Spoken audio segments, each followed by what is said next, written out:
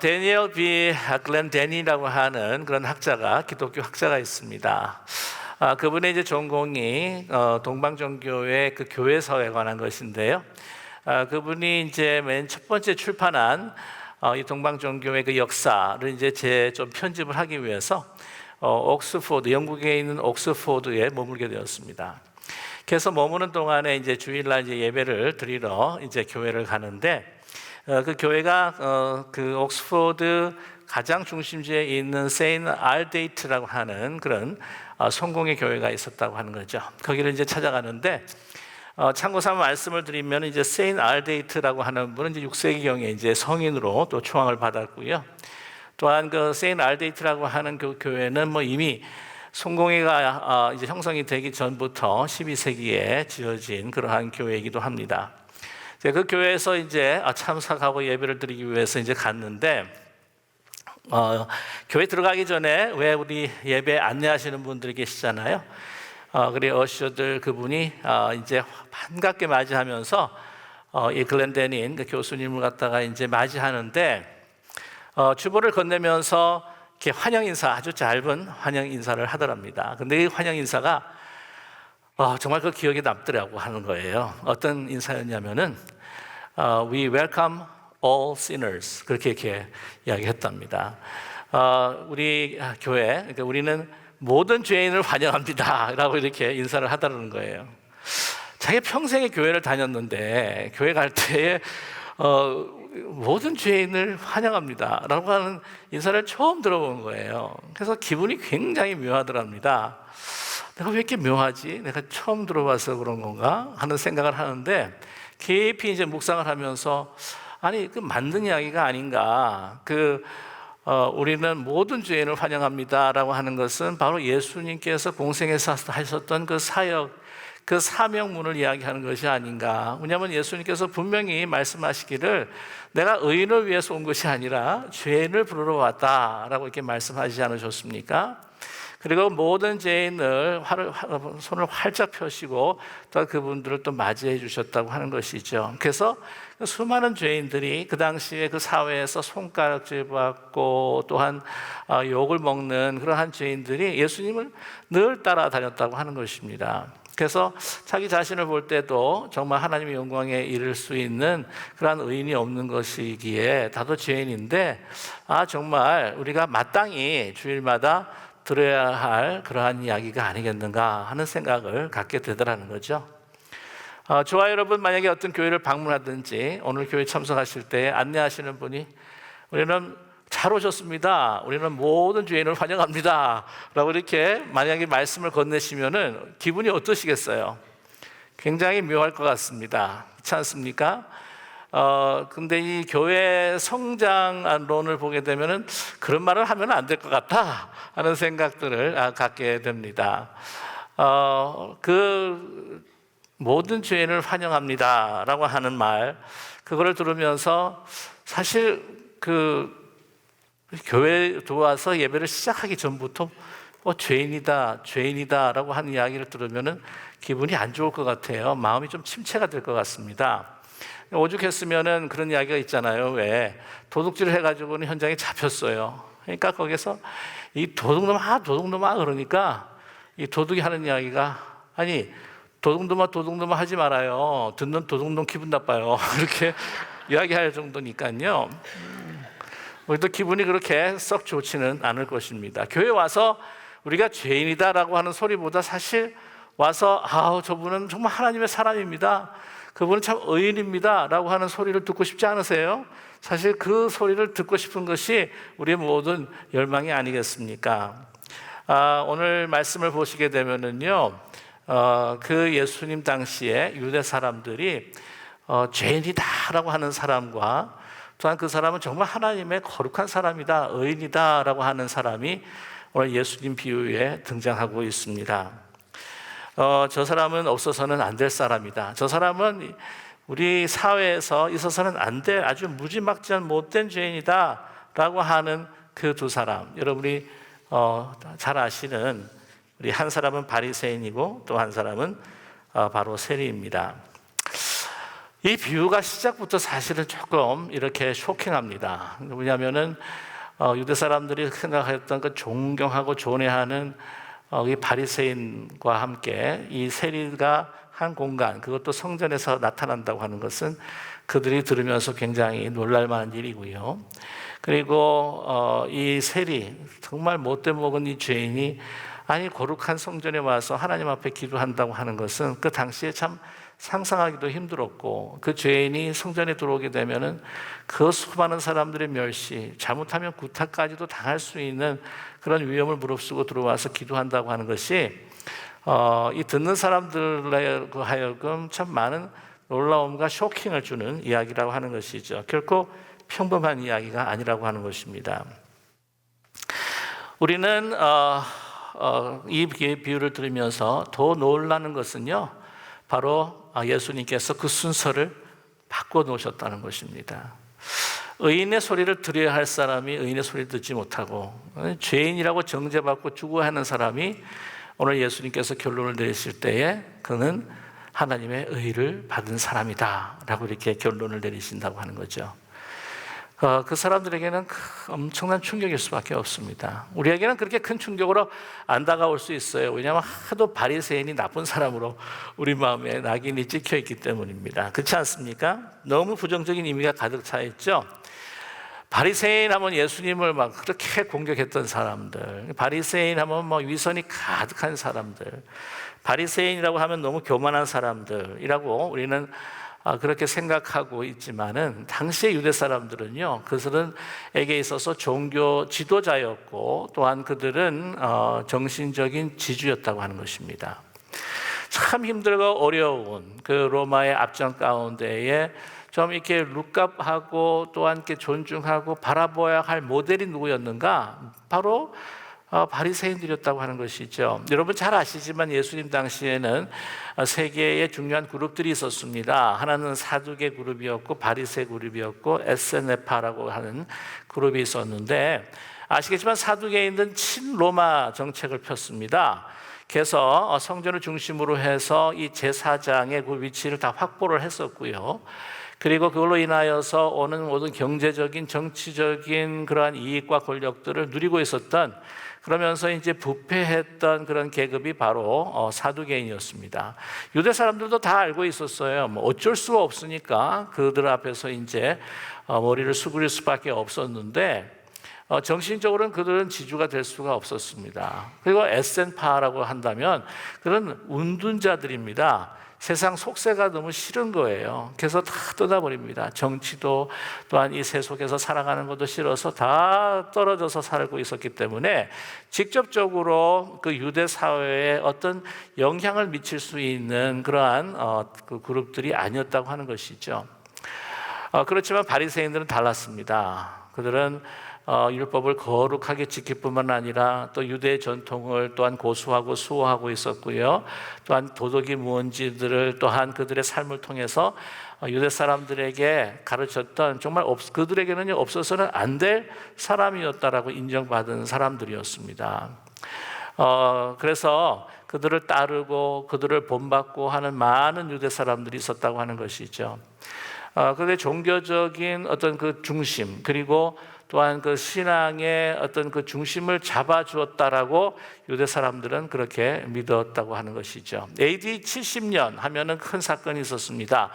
그것은 유대 사람들 이스라엘의 가장 신앙의 중심이었다고 하는 성전이 예루살렘 성과 함께 이제 무너졌을 때에 과연 유대 사람들의 정체성은 어디에 있는가? 그 유대교회의 그 지주가 이제는 사라졌는가라고 했을 때에 바리새인들이 정체성을 명맥을 이어왔다고 하는 것을 우리는 너무나 잘 알 수가 있습니다. 정말 의인이다, 하나님의 사람이다 라고 이렇게 다른 사람들에게 칭찬받고 또한 다른 사람들의 존경을 받을 만한 사람이었다고 하는 것이죠.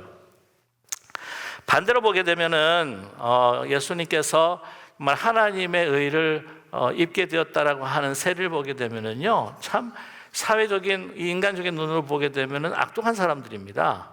정말 무지막지한 죄인이라고 이야기할 수밖에 없어요. 그들도 이제 그 로마의 정부의 힘을 얻어서 로마 정부의 이제 세금을 뜯어내 가지고는 정부에게도 바치고 또한 자기 자신의 몫을 챙겨서 또한 그 경제적인 부를 누리고 있었던 사람들이 바로 세리였다고 하는 것이죠.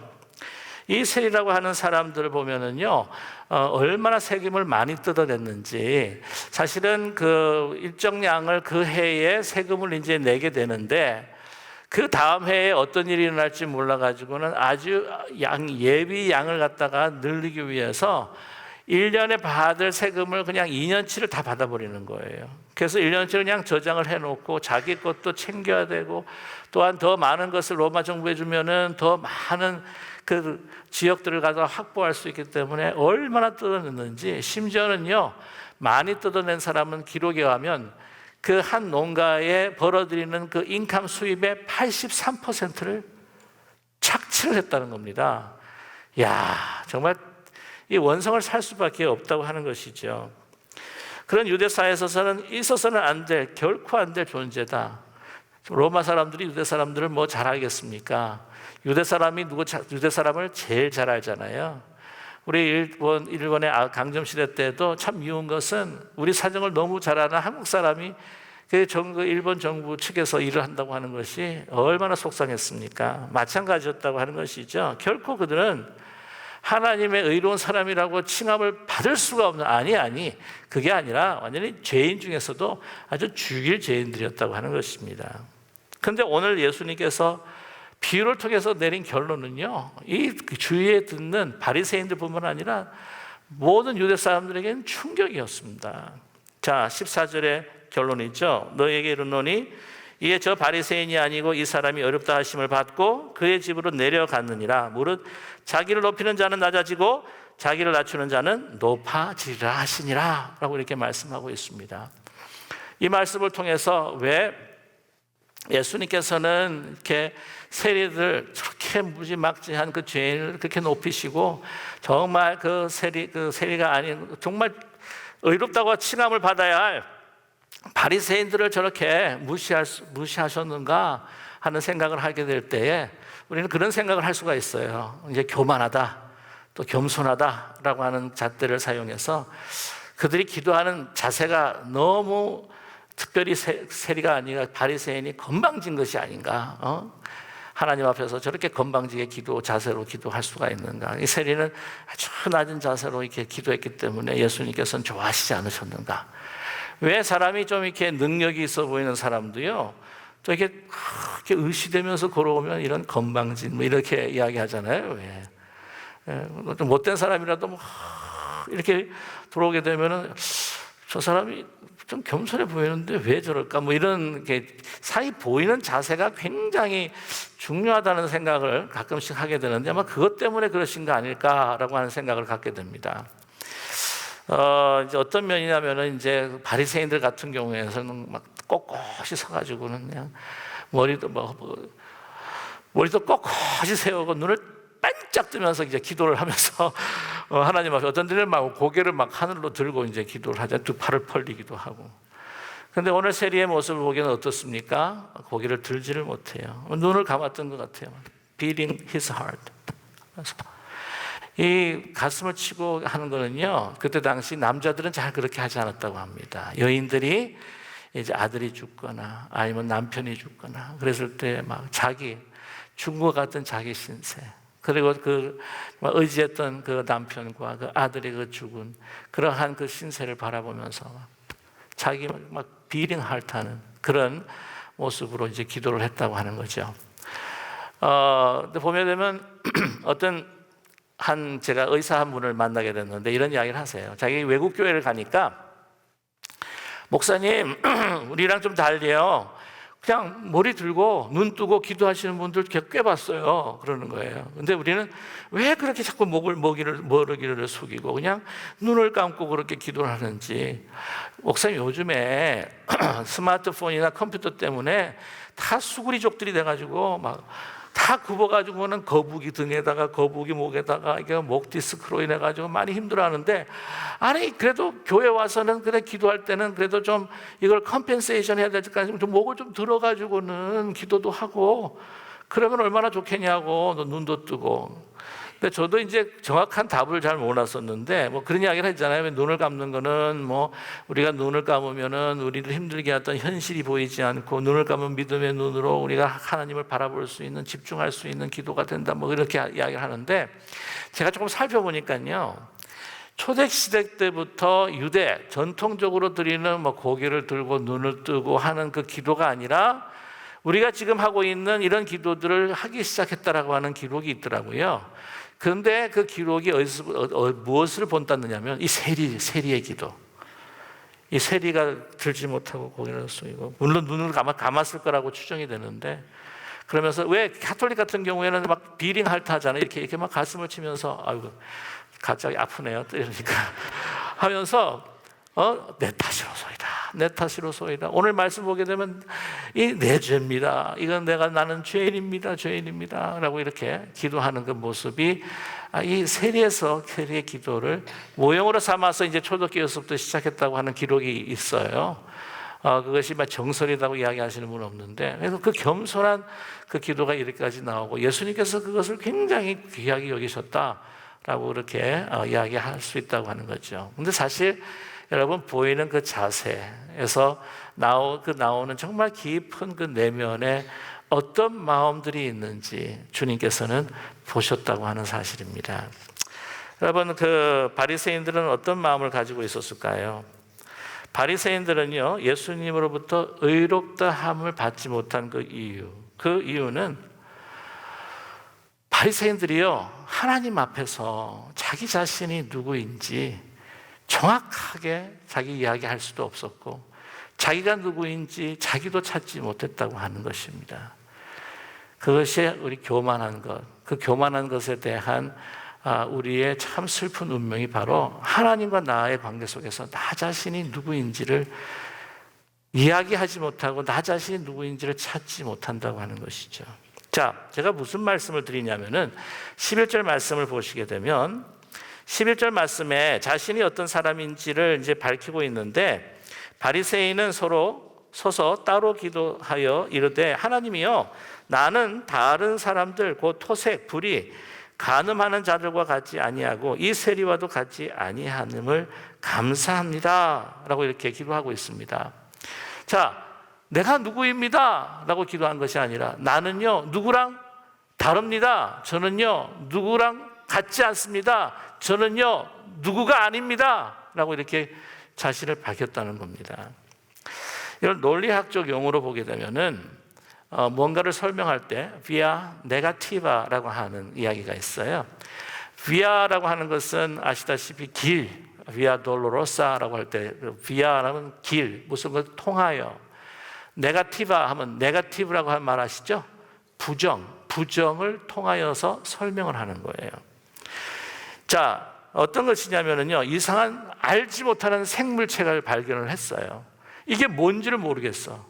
어떻게 캐테고라이즈를 해야 될지 모르겠어. 그러나 분명 보니까 이게 파충류가 가지고 있는 특징들이 없는 거예요. 그래서 뭐라고 하냐면 이것은 분명히 파충류는 아니다 라고 이야기하는 거예요.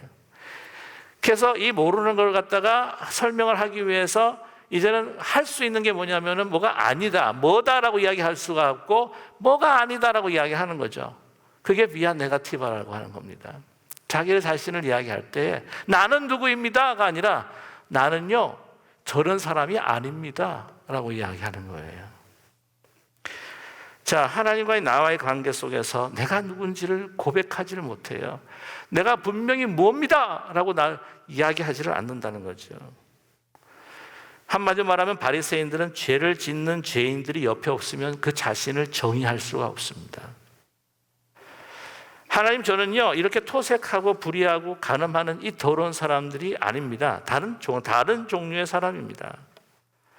내가 도덕적으로 그 사람보다 우월하다, 내가 교만한 마음으로 그 사람들을 정죄하고 있다라고 한다면 그건 무슨 말이냐면요, 내가 하나님 앞에 정말 자신이 누구인가를 알지 못하는 사람이라는 거예요. 자기를 상실한 사람입니다. 예수님께서 오늘 비유의 말씀에서 이렇게 이야기하십니다. 이 비유를 말씀하시는 목적이 무엇인지 분명히 이야기해 주는 것이 9절이에요. 또 자기를 의롭다고 믿고 다른 사람들을 멸시하는 자들에게 이 비유로 말씀하시되, 자기의 의에 가득 찬 사람은요, 정말 자기가 뭐라고 하는 것을 정확하게 하나님과 나의 관계에서 정의할 수 없는 사람들이라고 하는 겁니다. 자기를 의롭다고 증명하기 위해서는 다른 죄인이 필요하다는 거예요. 정죄하는 것이 왜 나쁠까요? 사람을 판단하고 비난하는 것이 왜 나쁠까요? 왜 정죄하는 것이 나쁠까요? 첫 번째는 다른 사람들에게 힘들게 하죠. 그 다음에는요, 이 판단하고 정죄하는 것은 선과 악을 온전히 구별하시는 하나님만 하실 수 있는 것인데, 그 자리에 있다고 하는 것은 하나님의 자리를 찬탈하는 정말 교만한, 이거는 자기를 숭배하고 자기를 우상화하는 것입니다. 또 한 가지 여러분 꼭 잊지 말아야 할 것은 뭐냐면, 자기가 누구인지를 모르고 혼돈 속에서 살아가는 사람이에요. 여러분 오늘 보시면 자기의 참된 자아를 잃어버리는 것이 다른 사람들과 비교하면서 나를 정의하는 것에 자기를 잃어버리고 있는데, 또 한 가지는 뭐냐면 자기가 행한 행위, 겉으로 나타나 보이는 현상적인 행위를 통해서 자기를 정의하고 있다고 하는 것입니다. 오늘 말씀 12절에 그는 기도하고 있습니다. 나는 일해에 2번씩 금식하고 또 소득의 11조를 드립니다. 대단한 거죠. 그런 율법을 지키기를 원했습니다. 10계명, 그때 당시에 10계명을 위주로 해서 파생된 613개의 율법이 있었습니다. 하라라고 하는 그러한 그 계명이 248개, 그것은 태어날 때부터 우리가 가지고 있는 뼈마디의 숫자라고 이야기를 하고요. 하지 말라라고 하는 그 율법의 숫자가 365개, 그것은 1년에 365일이 있기 때문에 그렇게 정했다고 합니다. 자, 그러는 가운데에 여러분 이 613개를 갖다가 다 지킨다?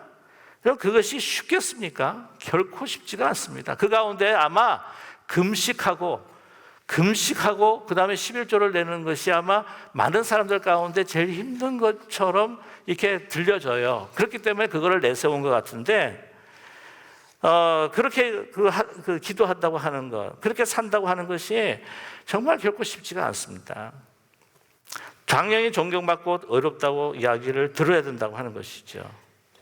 그런데 한 가지가 뭐냐면요, 하나님과의 나와의 관계 속에서 자기 자신을 발견하는 것이 아니라 내가 다른 사람들 앞에서 행하는 그 행위를 통해서 그거를 나 자신을 정의를 하면서 이것도 기도를 하는데, 하나님 앞에 기도를 하는 거라기보다는 다른 사람들이 다 들으라고 기도를 하는 거예요 지금. 그러면서 하나님은 뭐 나의 어떤 그런 의로움과 거룩함에 관계가 없는 거예요. 내가 이렇게 했으니까 당신 하나님 그냥 도장 찍으시면 되는 거예요 하는 것처럼 나아가는 거 아니겠습니까? 자랑하는 기도예요. 그런 이야기가 있지 않습니까? 어떤 아이가, 손주가 할머니 댁에 놀러 갔는데 이제 bedtime에 기도를 하는 거예요. 하나님 저 자전거, 2발 자전거 사주세요. 막 소리를 지르니까 할머니가 야 너무 하나님 그렇게 소리 안 질러 들으셔 그랬더니, 옆방에는 할아버지가 들으셔야 돼요 하면서 막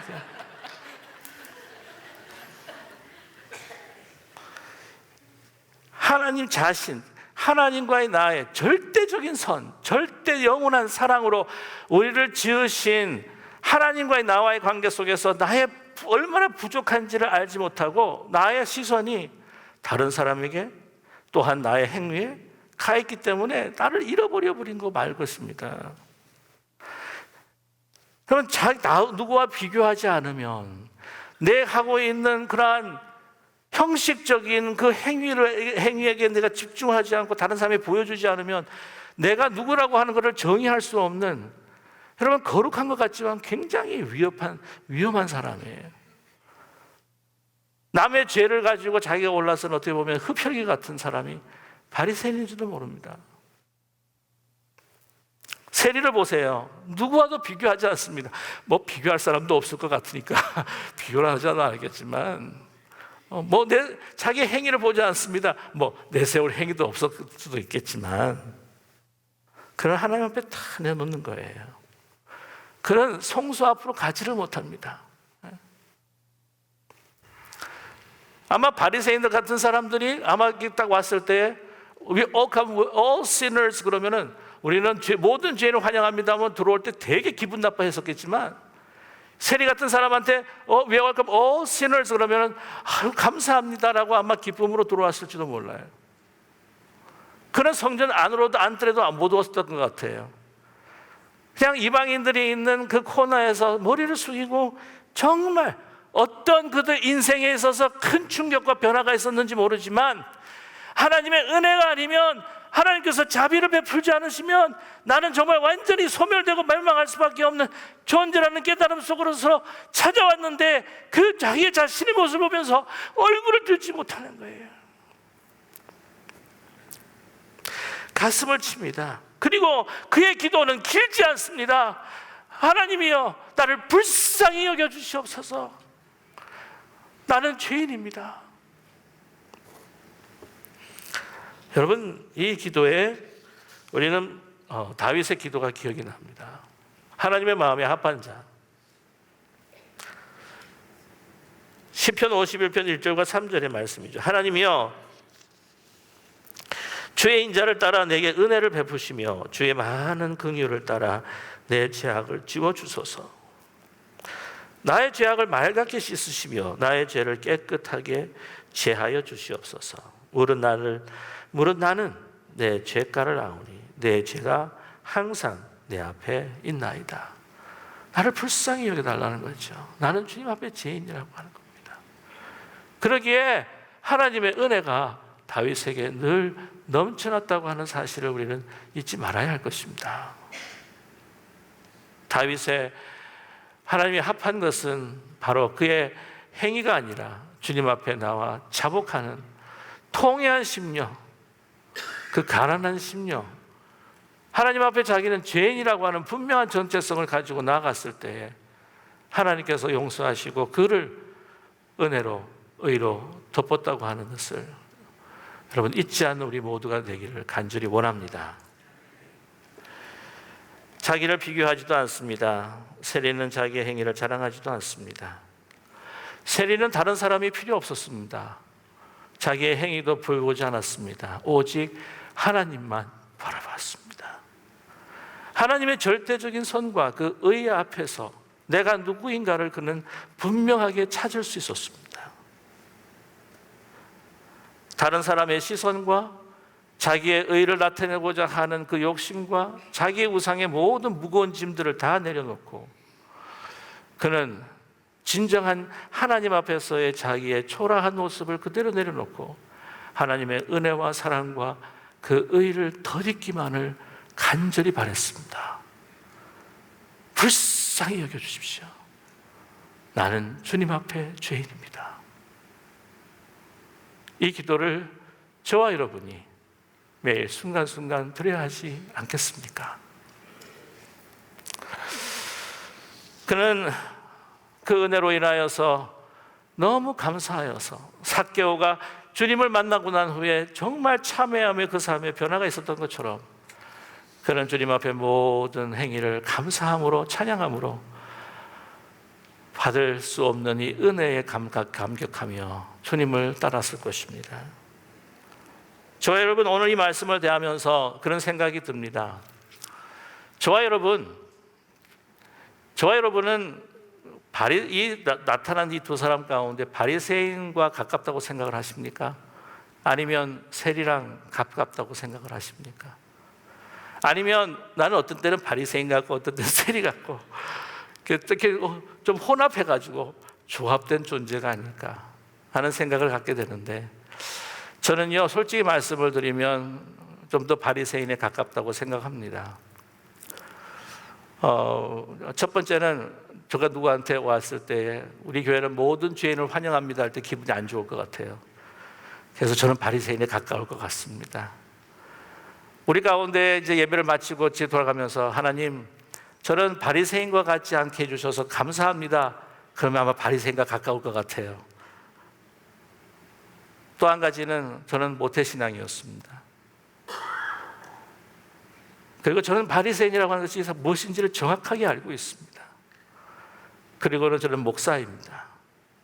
또 오랫동안 교회를 위해서 그 마음의 동기가 무엇인지 모르겠지만 오랫동안 교회를 섬겼습니다. 100% 순수하지 않았겠지만 무엇이 맞는 줄 알고 있습니다. 무엇이 어떤 교리가 맞고 무엇이 선한 것인지를 정확하게 알고 있습니다. 그리고 판단도 했고 또한 분별도 했습니다. 그러기에 저는 어쩌면 바리새인과 더 가까울 것 같습니다. 여러분은 어떨까요? 이 시간 제가 부탁드리고 싶은 것은 나의 신앙 연수가 얼마나 오래됐다는 것, 그거 다 이제는 주님 앞에 내려놓으면 좋겠습니다. 내가 신앙생활 예배를 얼마나 드렸는지 그거 다 잊었으면 좋겠습니다. 내가 얼마나 교회를 위해서 헌신하고 봉사했는지, 얼마나 주님 앞에 드렸는지, 이 모든 것들을 다 내려놓기를 원합니다. 그걸 통해서 남을 판단하고 또한 정죄하고 또 그들을 보면서 나는 저 사람만큼은 아니야라고 하고 생각을 가졌었을 때 그 모든 생각도 다 내려놓기를 원합니다. 그것들은 하나님 앞에서 절대적인 영원하신 하나님의 사랑 앞에서 나의 참된 모습을 찾는 데에서는 모든 것들이 다 장애물이 되기 때문이라고 하는 것이죠. 저와 여러분, 이 모든 것들을 다 내려놓고 주님 앞에 우리를 불쌍히 여겨 주시옵소서. 우리는 주님 앞에 부족한 죄인일 수밖에 없습니다. 첫사랑, 이러한 첫 은혜, 첫 구원의 감격들을 다시 회복하면서 이제 새로운 은혜로 태어나시는 저와 여러분 되기를 간절히 소망합니다. 하나님의 긍휼하심과 불쌍하심 속에서 내가 구원받은 존재라고 하는 것을 우리가 확신할 때 우리도 하나님의 마음처럼 서로를 불쌍한 마음으로, 긍휼한 마음으로 사랑하고 섬길 때 우리 기쁜 우리 교회는, 또한 속한 우리 가정은 하나님의 진정한 은혜로 넘쳐나는 천국의 공동체가 될 줄로 믿습니다. 오늘 이 하나님의 메시지를 우리가 붙들고 여러분 다시 한번 우리의 자신의 모습을 찾아서, 아버지, 혹시 위선 덩어리였다면, 혹시 내가 하나님 앞에 뭔가를 가르고 다른 사람들을 바라보면서 나를 정의했다면 이 모든 것들을 다 내려놓게 하시고 오직 주님 앞에서 그 은혜로 정말 우리의 모습을 찾아내고 주의 은혜의 그 단비로 인하여 하나님의 의를 덧입는 복된 우리 모두가 되게 도와주시옵소서. 우리가 결단하며 주님 앞에 나아가는 우리 모두가 되시기를 주님의 이름으로 간절히 축원합니다. 기도하겠습니다. 사랑의 하나님 아버지, 주님 앞에 나아가며 우리의 자신의 모습을 내려놓기를 원합니다. 우리를 불쌍히 여겨주십시오. 우리는 죽을 수밖에 없는 죄인이었습니다. 우리를 불쌍히 여겨주시옵소서. 우리는 죽을 수밖에 없는 죄인입니다. 이제 주님의 향한 그 고백 속에서 나의 참된 모습을 찾고 그 하나님의 은혜로 우리가 다시 한번 너는 내 하나님, 나의 자녀라, 내가 너를 사랑하노라, 내가 너를 의롭다 칭하리라, 그 은혜의 의를 다시 한번 덧입는 그 첫사랑과 구원의 감격을 다시 회복하는 우리 모두가 될 수 있도록 축복하여 주시옵소서. 예수 그리스도의 이름으로 감사드리며 간절히 기도드립니다. 아멘.